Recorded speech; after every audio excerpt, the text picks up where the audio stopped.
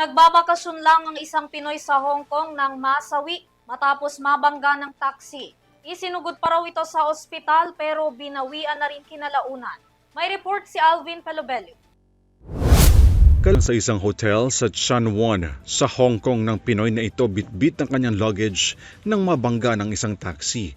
Isinugod pa raw sa Princess Margaret Hospital ang Pilipinong biktima pero kinalaunay nasawi rin. Ang biktima, isang 35 taong gulang na Pinoy na nagbabakasyon lang umano sa Hong Kong. Ayon sa kumpirmasyon ng Department of Foreign Affairs at batay na rin sa pahayag ng Consulate General ng Pilipinas sa Hong Kong.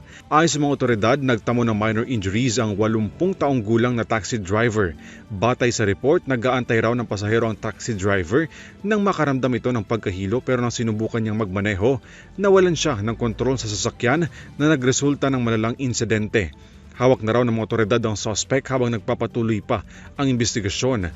Ayon sa Philippine Consulate Office sa Hong Kong, nasa public mortuary ang mga labi ng Pilipinong biktima. Nakikipag-ugnayan na rin daw ang Consulate General sa mga kaanak ng biktima at inaasahan ang pagdating ng mga ito sa Hong Kong para maisaayos ang pagpapauwi sa mga labi ng Pilipinong biktima. Nagpahatid rin ng pakikiramay ang Consulate General sa mga naulilang pamilya.